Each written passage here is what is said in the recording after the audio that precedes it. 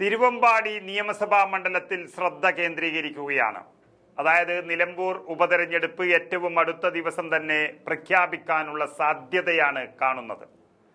ഉപതെരഞ്ഞെടുപ്പ് പ്രഖ്യാപിച്ചാൽ ഉടൻ തന്നെ സ്ഥാനാർത്ഥിയെ പ്രഖ്യാപിക്കാനാണ് രാഷ്ട്രീയ പാർട്ടികൾ നിൽക്കുന്നത്.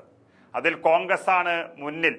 തൃക്കാക്കരയിലും പുതുപ്പള്ളിയിലും പാലക്കാട്ടുമൊക്കെ കോൺഗ്രസിന്റെ സ്ഥാനാർത്ഥികളെ മണിക്കൂറുകൾക്കുള്ളിൽ പ്രഖ്യാപിച്ചത് നമ്മൾ കണ്ടു. ഇവിടെയും മറിച്ചല്ല എന്നാണ് കോൺഗ്രസ് നേതാക്കളും നേതൃത്വവും പറയുന്നത്.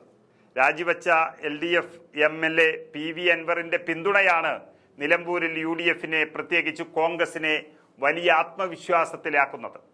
അകമഴിഞ്ഞ പിന്തുണയാണ് PV അൻവർ UDF-ന് അവിടെ നൽകിക്കൊണ്ടിരിക്കുന്നത്. കോൺഗ്രസിന്റെ സ്ഥാനാർത്ഥിയെക്കുറിച്ച് കോൺഗ്രസിന് ആശങ്കയില്ലെങ്കിലും ചില മാധ്യമങ്ങൾ അവരുടെ അജണ്ട നടപ്പിലാക്കിക്കൊണ്ടിരിക്കുന്നു. VS ജോയിയാണ് നിലമ്പൂരിൽ കോൺഗ്രസ് സ്ഥാനാർത്ഥിയെന്നും ആര്യാടൻ ഷൗക്കത്ത് പാർട്ടി വിടുമെന്നും പറഞ്ഞു നടക്കുന്നത് ചില മാധ്യമങ്ങൾ മാത്രമാണ്. നിലമ്പൂർ ഉപതെരഞ്ഞെടുപ്പിനായി UDF പൂർണ്ണസജ്ജമെന്നും തെരഞ്ഞെടുപ്പ് പ്രഖ്യാപിച്ചാൽ താമസമില്ലാതെ സ്ഥാനാർത്ഥിയെ തീരുമാനിക്കുമെന്നും പ്രതിപക്ഷ നേതാവും KPCC അധ്യക്ഷനും ഒരേ സ്വരത്തിൽ പറയുന്നുമുണ്ട്.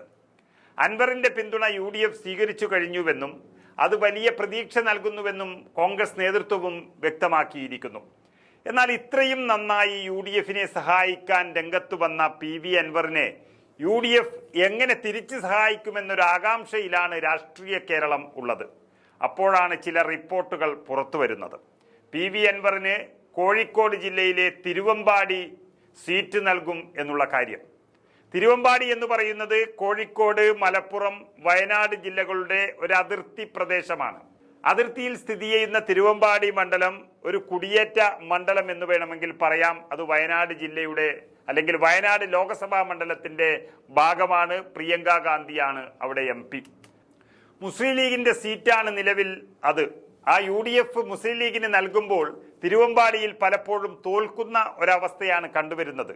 പക്ഷെ ക്രൈസ്തവ വോട്ടുകൾ വിധി നിർണയിക്കുന്ന ഈ മണ്ഡലത്തിൽ CPM-ൽ പെടുന്ന ഒരു ക്രൈസ്തവ സ്ഥാനാർത്ഥി കാലാകാലങ്ങളായി 5000-ൽ താഴെ വോട്ടുകൾക്ക് ജയിക്കുന്ന ഒരു മണ്ഡലമായി തിരുവമ്പാടി മാറിയിട്ടുണ്ട്. മത്തായി ചാക്കോയായാലും അതിനുശേഷം വന്ന ജോർജ് തോമസ് ആയാലും അതിനുശേഷം ഇപ്പോൾ നിലവിലുള്ള ലിൻഡോ ജോസഫ് ആയാലും ഇങ്ങനെ 5000-ൽ താഴെ വോട്ടുകൾക്ക് ജയിച്ചുകൊണ്ടിരിക്കുകയാണ്. മുസ്ലിം ലീഗും ജയിച്ചിട്ടുമുണ്ട്. പക്ഷെ ലീഗിന് മുസ്ലിം ലീഗ് എന്നൊരു പേര് മാത്രം പറഞ്ഞുകൊണ്ട് ജയിക്കാൻ കഴിയുന്നില്ല എന്നുള്ളതാണ് ഒരു സത്യം. അതുകൊണ്ട് ആ മണ്ഡലം ഒഴിവാക്കി തന്നാൽ നന്നായിരുന്നു എന്നൊരു അഭിപ്രായം മുസ്ലിം ലീഗിൽ ഉണ്ട്. PV അൻവർ ആണെങ്കിൽ സുഖസുന്ദരമായി അവിടെ ജയിക്കുകയും ചെയ്യും. CPM-ന്റെ സീറ്റ് പിടിച്ചെടുക്കാം എന്നുള്ളത് കൊണ്ട് മുസ്ലിം ലീഗിന് മറ്റൊരു സീറ്റ് നൽകാൻ കോൺഗ്രസ് തയ്യാറായേക്കും. PV അൻവറിന് കോൺഗ്രസിന്റെ തവനൂർ നൽകും എന്നൊരു അഭ്യൂഹം ഉണ്ടായിരുന്നുവെങ്കിലും മലപ്പുറത്താകെയുള്ള 16 സീറ്റുകളിൽ വെറും 4 സീറ്റുകൾ മാത്രം ലഭിക്കുന്ന കോൺഗ്രസ് അതിൽ നിന്നും 1 അൻവറിന് കൊടുക്കുന്നതിൽ യോജിക്കുന്നില്ല. നേതാക്കന്മാർ നിരാശയിലാകും എന്നൊരു യാഥാർത്ഥ്യം കൂടി അവിടെയുണ്ട്. വെറും 3 സീറ്റുകൾ മാത്രമായാൽ അതിലൊന്ന് വണ്ടൂർ, അത് സംവരണ മണ്ഡലം കൂടിയാണ്. അതുകൊണ്ട് കോൺഗ്രസിന് ഏറെ സീറ്റുകൾ ലഭിക്കുന്ന കോഴിക്കോട് ജില്ലയിൽ നിന്ന് ഒരു അഡ്ജസ്റ്റ്മെന്റ് ചെയ്താൽ മതിയെന്ന നിലപാടിലാണ് മുന്നണിയിൽ തന്നെ അഭിപ്രായമുള്ളത്. മാത്രമല്ല, ഈ പറയുന്ന ഇടത്ത് അൻവറിന്റെ സാന്നിധ്യമുണ്ടായാൽ അത് തൊട്ടടുത്തുള്ള പല മണ്ഡലങ്ങളിലും ഗുണം ചെയ്യുമെന്ന് UDF കണക്ക് കൂട്ടുന്നു. അതുകൊണ്ടാണ് തിരുവമ്പാടി മണ്ഡലം അൻവർ ചോദിച്ചതും UDF വിട്ടുകൊടുക്കാൻ തയ്യാറാകുന്നതും.